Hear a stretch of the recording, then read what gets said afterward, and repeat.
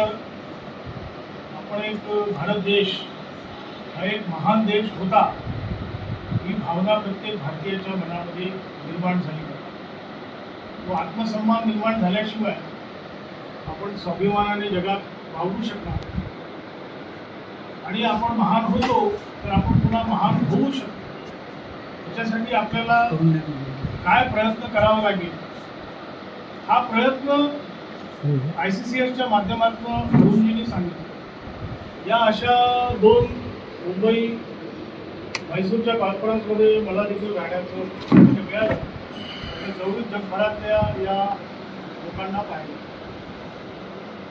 याच्यामध्ये एक गोष्ट अशी आहे ज्या 2-3च गोष्टी आहेत त्या फक्त सांगणार आणि आपले हे कार्यक्रम संपवणार.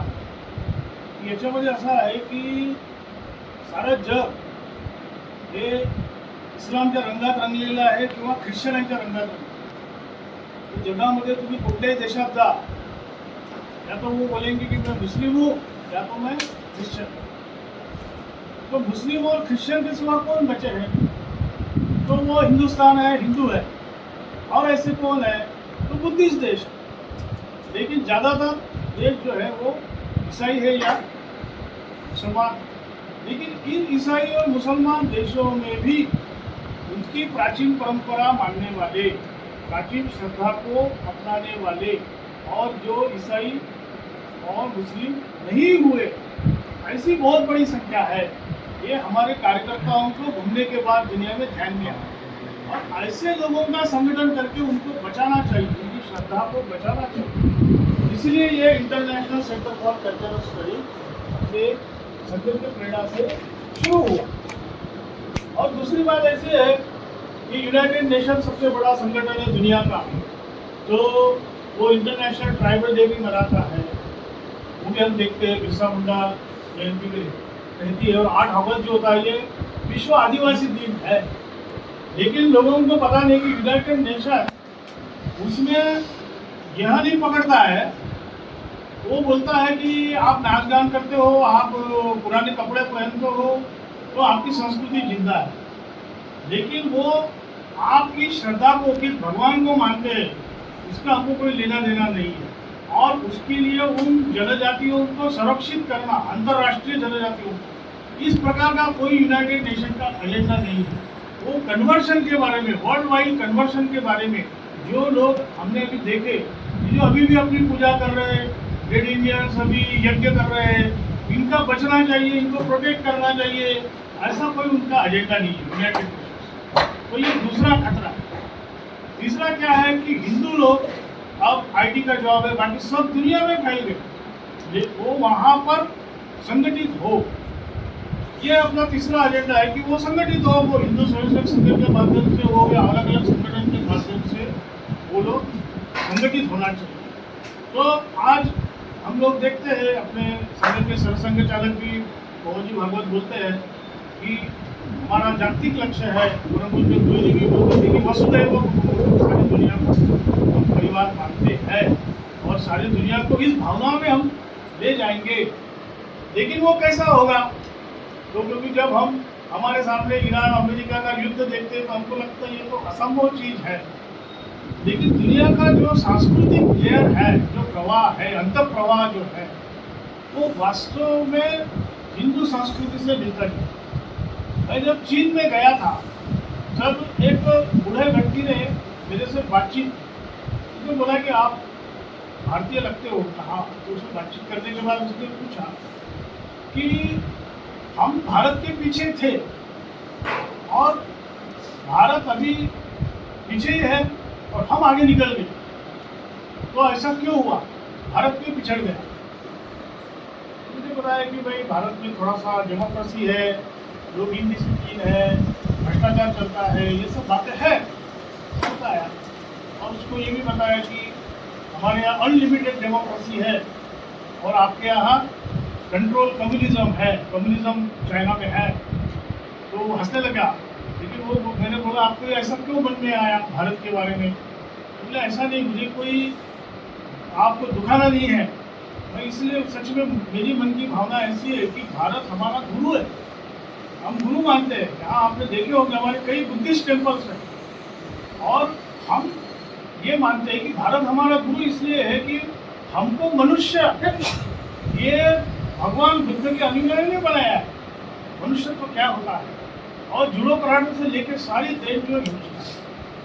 तो भारत को इस प्रकार से एक जो अंतर प्रवाह है, तो दुनिया हमको गुरु मानती है। सुधा मूर्ति की किताबों में हम देखते हैं कि तिब्बत में जाने से साड़ी पहन के कोई महिला गई तो दूसरी महिला उसको गले लगा लेती है, क्योंकि वो साड़ी देखती है, बोलती है कि ये बुद्ध के देश से आए। तो ये अंतर प्रवाह दुनिया में है। तो ये दुनिया को एक करने का काम ये हिंदुओं के समक्ष आया हुआ है आने वाले 100 साल के अंदर पूरी तरह। तो दुनिया को हमारा जो श्रद्धा है, हमारी जो जीवन पद्धति है, वो दुनिया को देना है। लेकिन क्या देना है, तो दुनिया में 4 कंसेप्ट है, लेकिन एक कंसेप्ट गायब है। दुनिया में सब जगह अर्थ की बात है, पैसे की बात है, काम की बात है, इच्छाओं की बात है, और मोक्ष की भी बात है। तो ऐसे भी दिखते हैं कि man who sold his Ferrari, जो कोई एक विदेशी आदमी ने अपनी फेरारी बेच दी और सन्यासी बन गया। ऐसी भी कहानियाँ हम लोग सुनते हैं। तो मोक्ष की तरफ बढ़ने वाले भी वेस्टर्न लोग हैं, हम देखते हरे राम हरे कृष्ण में भी गए हैं। और इच्छाओं का तो हमने देखते हैं कि अमेरिका में सब कुछ है, लोग उससे भी उगते जा रहे हैं। और पैसा तो पैसा इतना पैसा है कि उसका क्या करना, वो स्थिति भारत में भी आ रही है कि ऐसा वर्ग बन गया, उसके बाद इतना पैसा करे तो क्या करे, ऐसा भी आया है। तो भारत ने ये 3 जो बातें, जो तीनों पुरुषार्थ है, उसमें चौथा पुरुषार्थ को भारत ने निर्माण किया, इसलिए भारत बचा है। और वो उसने टिकाया तो बचेगा, ऐसे स्वामी विवेकानंद बोलते थे। वो चौथी चीज क्या है, वो चौथी चीज धर्म है। और वो धर्म जो है हमारे ऋषि मुनियों के तपस्या के कारण निर्माण हुई चीज है, वो ऐसी चीज निर्माण नहीं हुई। और धर्म का ऐसे अर्थ बताना समझाना ये कठिन है, लेकिन धारणा करने वाला वो धर्म, या संतुलन रखने वाला वो धर्म, जैसे धरित्री ध्रुव धातु से पृथ्वी का वर्णन आया है, तो पृथ्वी एक संतुलित है, वो अपने कक्षा में घूमती रहती है, वो धर्म का पालन करती है। इसके कारण सारी सृष्टि अपनी हमारी जो चल रही है। तो ये जो धर्म है ये इतना व्यापक है कि हमारे यहाँ राज धर्म बोला, पितृ धर्म बोला, पिता धर्म बोला, और हमारे संघ की प्रार्थना में तो धर्म का अर्थ बताया है निश्रेष और अभुज्य दोनों, कि व्यक्ति की भौतिक उन्नति भी हो और आध्यात्मिक भी उन्नति हो, दोनों उन्नति की बात ये धर्म में लिखित है। धर्म ये ऐसे नैतिक नियम है कि जिसके द्वारा जो है कि यह विश्व चल सकता है, धारण हो सकता है। ये जो तत्व है, ये धर्म हमारे कुटुंबों में है, इसलिए हम हिंदू इस नाते से आगे। ये धर्म हमको दुनिया को देना, हमारे बच्चे जहाँ जाएंगे, पढ़ रहे हैं, जहाँ सेटल भी हो जाएंगे, कोई बात नहीं, दुख की बात नहीं है। दुनिया को हमको गुणवंत विश्व आर्य बनाना है, तो ये धर्म को हमको देना, तो हम वसुधैव कुटुंबकम बना सकते हैं। तो हमारे साथ जो परंपरा इनकी सिमिलर दिखती है, तो उन्होंने कहीं ना कहीं हिंदू संस्कृति को अपनाया था। अब वो फिर से उजागर हो, फिर से वो इकट्ठा हो, और हम उसके वाहक बने, ये हमारा काम है। आपको सुनकर आश्चर्य होगा कि आप पूर्व का आशिया का इतिहास पढ़ेंगे तो राजा चोल ने कितना बड़ा साम्राज्य खड़ा किया, कैसे किया होगा, इतने समुद्र पार करके। और राजा चोल हो गया, या भारत का व्यापार दुनिया में सबसे ज़्यादा था, ये हम सुनते हैं। तो हमारे राजा महाराजा संत कितने पराक्रमी थे, और बुद्ध के अनुयायी उस समय जंगल में चीन में कैसे गए होंगे, किस तरह से रहे होंगे।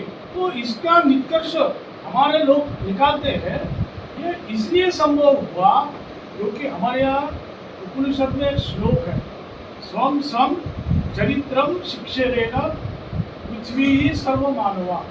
अपने चरित्र के द्वारा, स्वयं के उदाहरण के द्वारा सारे दुनिया को शिक्षित करना है।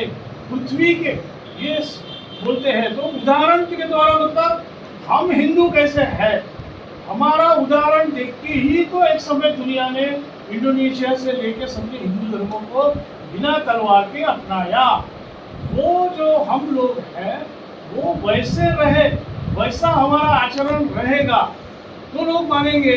आज हमारे परिवार कुटुंबों में दानशीलता है क्या, निस्वार्थता है क्या, हमारे इसमें जो चिंता सबकी करने की आदत थी हमारे दादा परदादा से, वो धर्म हमने कायम रखा है क्या? अगर वो हमारे परिवार में है तो हम दुनिया को दे सकते हैं, तो वो हो सकता है आगे संभव। तो इसीलिए यह करने वाले लोग छुटे कहीं कहीं दुनिया में केनिया से लेकर सब जगह है। वैसा फिर से अगर हमको खड़ा करना है तो इस धर्म की रक्षा करते हुए, धर्म का पालन करते हुए हमें करना है। क्योंकि हमारे धर्म को हम देखते हैं कि हमारे यहाँ धर्मशाला है, कोई भी आकर रह सकता है, लेकिन आज धर्मशाला में पैसे लेते हैं। हमारे यहाँ धर्मार्थ दवाखाना है, वो कंसेप्ट कम हो गया। हमारे यहाँ धर्म काटा है, बैलेंस, संतुलन। तो धर्म का ये इतना व्यापक अर्थ है, इस धर्म को हमको देना है और इसलिए ये कार्य करना है। और ऐसे ही हमारे विचार को मानने वाले दुनिया में बहुत सारे लोग हैं, उनके साथ हमने मित्रता कर उनको हम रास्ता क्या दिखाएंगे, वो हमारे साथ आएंगे। ऐसे बड़े भाई के हिसाब से हमने ये कार्य करना चाहिए, इसलिए कार्यक्रम किया। और ऐसे कॉन्फ्रेंस और ये ICCS के ऐसे कार्यक्रम चलते रहते हैं, हम लोगों ने इसका अध्ययन करना चाहिए। हमारे यहाँ आपको आश्चर्य लगेगा, यहाँ गुण जनजाति की भी बैठे हैं, प्रतिभा मस्कराम जी है। तो गुण जनजाति एक बहुत जबरदस्त उसकी संस्कृति है। दिवाली के अंदर में गोबर के 5 पांडव गोंड व्यक्तियों के घर के सामने होते हैं, हम में से कितने लोगों ने देखा। ऐसी बहुत सारी चीजें हैं और वो गोंड जनजाति के जो वैल्यूज है, जो जीवन मूल्य है, वो और यहाँ के, अफ्रीका के, अमेरिका के लोगों की समानता है। लेकिन इसको हमने कभी हिंदू करके नहीं बोला, हमने धर्म करके बोला, हमारे संस्कृति करके बोला और दुनिया को अपना बनाया। तो ये अपना बनाने की प्रक्रिया चाहे जितने भी युद्ध हो, हमको करते रहना पड़ेगा, इतना इसका उद्देश्य है।